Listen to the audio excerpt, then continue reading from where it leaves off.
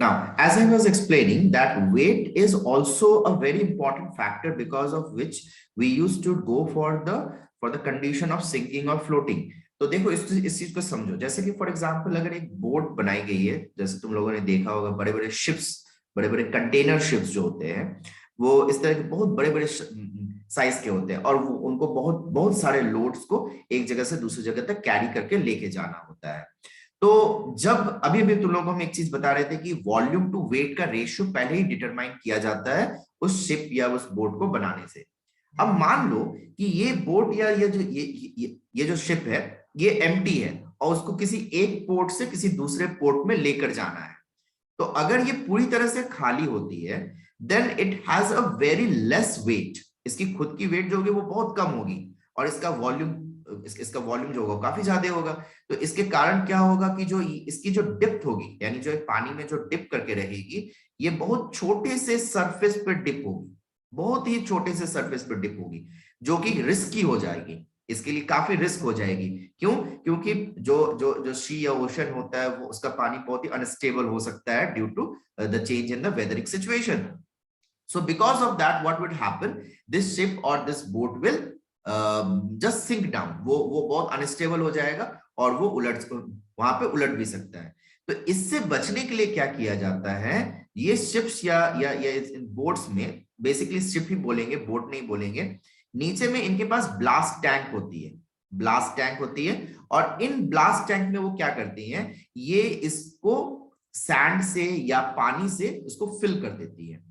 तो सैंड या पानी से इसको फिल करने से होता क्या है कि सैंड या पानी अगर इसके अंदर अगर आ जाता है then what happens, it's weight increases, इसकी वेट इंक्रीज हो जाती है।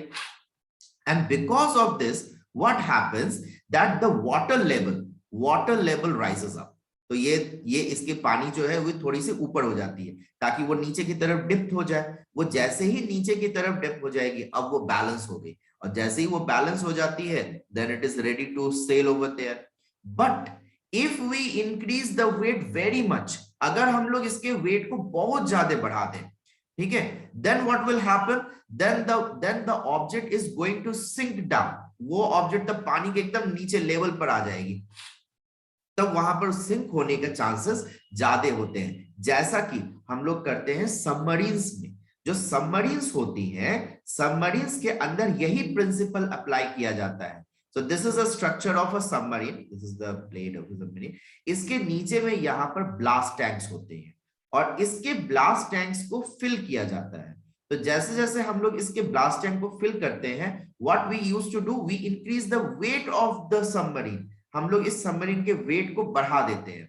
तो जैसे जैसे सबमरीन के वेट को बढ़ा दिए, then what happens, as its volume is remain constant, so the amount of liquid which it is going to displace, that is also constant. But as the downward force increases, so what happens, the submarine can sail down or it can sink down in the water. और जब इसको फिर से पानी के surface पे आना होता है तो वो क्या करती है, वो अपने इस ब्लास्ट टैंक से पानी को पंप आउट कर देती है। जैसे ही वो पंप आउट की, इसका वेट जो था वो डिक्रीज हो गया, और जैसे ही डाउनवर्ड डायरेक्शन कम हो गया अपवर्ड डायरेक्शन से, तो ये क्या हो जाता है, ये पॉप आउट हो जाता है, यानी वो ऊपर की तरफ निकल कर आ जाता है। Now is the concept is clear of flotation and sinking down? अब क्लियर है सर? Excuse me sir. बोलो बोलो सर आप जो बोल रहे थे वो शिप और नेल वाले एग्जांपल में बोल रहे थे कि अगर वॉल्यूम ज्यादा डिस्प्लेस करेगा तो बियॉन्ड फोर्स भी ज्यादा होगा। तो इस कंडीशन में अगर शिप में जो आप बोल रहे हैं कि पानी जो है, आई मीन जो ग्लास वेसल नीचे रखा हुआ है उसमें अगर पानी भर जाएगा तो उसका वॉल्यूम बढ़ जाएगा, तो वो बियॉन्ड फोर्स ज्यादा नहीं लगेगा उसके ऊपर? नहीं, please please please please correct it over there. हम ये नहीं बोल रहे हैं कि वॉल्यूम बढ़ जाएगा, हम बोल रहे हैं वेट इंक्रीज हो जाएगा। हम बोल रहे हैं वेट इंक्रीज हो जाएगा, वॉल्यूम नहीं इंक्रीज होगा। जैसे देखो एक शिप है, एक शिप को बनाया गया, एक शिप को जब बनाया गया तो उसके कंस्ट्रक्शन के बेसिस पर उसका वॉल्यूम फिक्स है। देखो उसका वॉल्यूम फिक्स है, ठीक है। अब जब हम लोग उसको लिक्विड में सबमर्ज करते हैं, जब हम लोग उसको लिक्विड में सबमर्ज किए, सपोज मान लो वो इतने लिक्विड में सबमर्ज हुआ, इतने पोर्शन में सबमर्ज हुआ, तो जो पानी वहां पर डिस्प्लेस होगा, वो कितना पानी डिस्प्लेस होगा? It will be displace according to this volume. इस वॉल्यूम के बराबर के पानी को वो डिस्प्लेस करेगा, जिससे कि एक बॉइंट फोर्स क्रिएट होकर आएगा, जिससे एक बॉइंट फोर्स क्रिएट होकर आ रहा है। And this buoyant force has to work with the weight of the boat और द शिप। जो ये बॉइंट फोर्स है, ये बॉइंट फोर्स इस वेट के साथ कंपेयर करेगा। लेकिन मान लो कि हमने इसके अंदर कुछ ज्यादा सामान भर दिया और इसके वेट को हम लोगों ने बढ़ा दिया। सो जैसे हम लोगों ने इसके वेट को और इंक्रीज किया, तो होगा क्या कि ये पानी के और थोड़ा सा नीचे चले जाएगा, ये पानी के और थोड़ा सा नीचे चला गया, जिसके कारण बॉइंट फोर्स भी थोड़ा सा और बढ़ा। Say as I will say with the numerical value. मान लो हम एक न्यूमेरिकल वैल्यू से बोलते हैं, रुको हम तुम लोगों को एक केस समझाते हैं और फिर उससे तुम लोगों को समझ में आएगा। Just a minute. Suppose this is a container and it has been filled with water. So till here the water is there. Okay, so this is water. अब मान लो हम लोग एक ऑब्जेक्ट लेते हैं, से दिस इज द ऑब्जेक्ट, ठीक है, हम लोग ये ऑब्जेक्ट लेते हैं, या एक बोट है, ये एक बोट है या एक शिप है, बोट नहीं लेते हैं, शिप लेते हैं। और हम क्या कर रहे हैं, हम इस शिप को इसके अंदर डाल रहे हैं। अब ये एम्प्टी शिप है, ये भी एम्प्टी शिप है, तो इसको जैसे इसके अंदर डालें तो इसकी जो लोअर पोर्शन का जो वॉल्यूम था, इस चीज को समझने की कोशिश करो। इसके लोअर पोर्शन का जो वॉल्यूम है वो सफिशिएंट है इतने अमाउंट के वॉल्यूम ऑफ लिक्विड को डिस्प्लेस करने के लिए, या इतने अमाउंट के बॉइंट फोर्स को जनरेट करने के लिए जो कि इसके वेट को बैलेंस कर ले।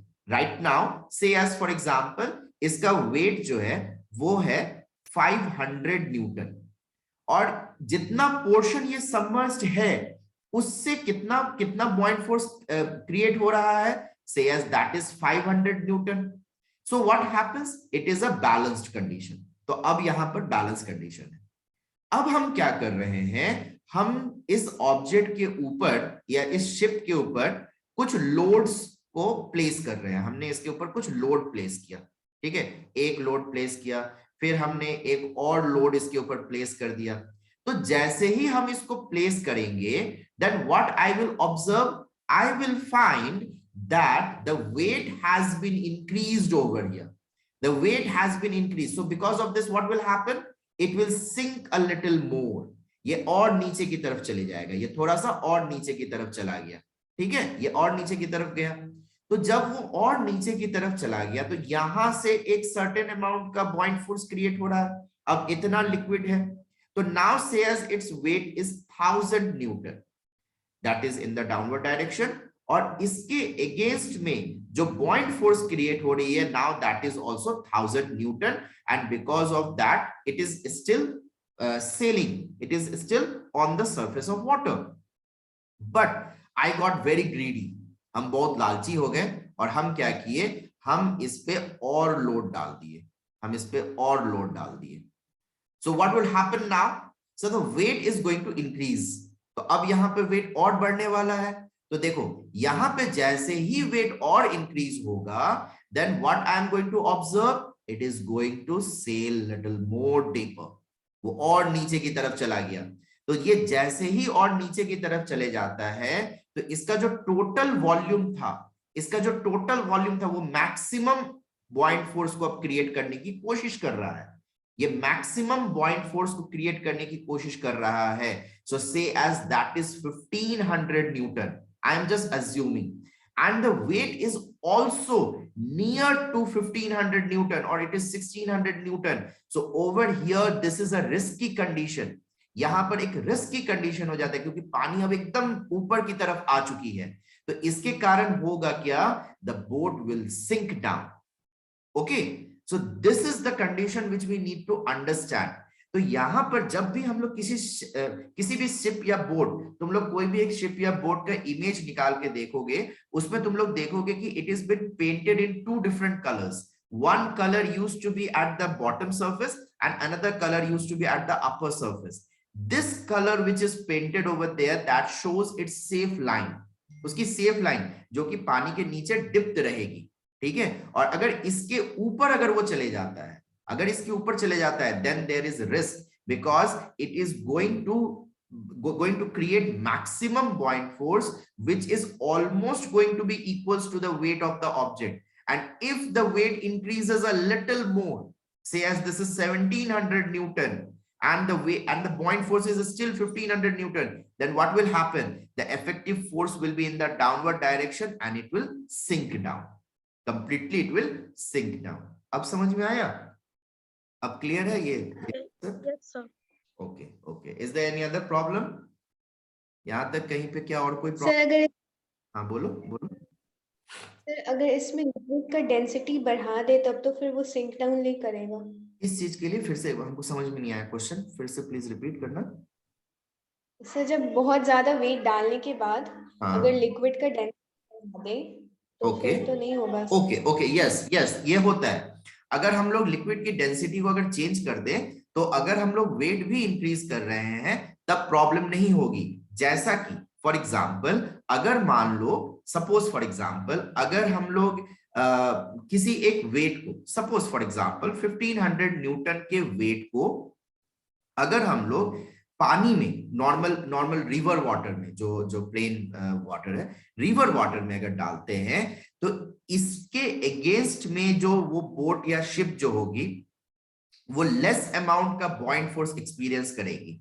और अगर इसी को अगर हम लेकर चले जाएं, सेम शिप को विद द सेम लोड को हम लेकर चले जाएं सी वाटर में, तब वहां पर वो अलग अमाउंट के बॉइंट फोर्स को एक्सपीरियंस करेगी। और इसके कारण हम लोग ये ऑब्जर्व करेंगे, जैसे कि सपोज फॉर एग्जांपल मान लो कि ये वाला सिचुएशन हम रिवर वाटर के लिए बोल रहे थे, ये हम रिवर वाटर के लिए बोल रहे थे कि एकदम पानी के सरफेस पे आ गया, और यही सिचुएशन अगर सेम बोट सेम लोड को लेकर अगर हम चले जाएं सी वाटर में, तो हो सकता है पानी वो थोड़ा सा नीचे तक ही रहे, वो पानी थोड़ा सा नीचे तक ही रहे। क्यों? क्योंकि सी वाटर की डेंसिटी जो होती है वो रिवर वाटर से ज्यादा होती है। Because of that, it can generate a little more buoyant force over there. Okay? Yes. So is it clear?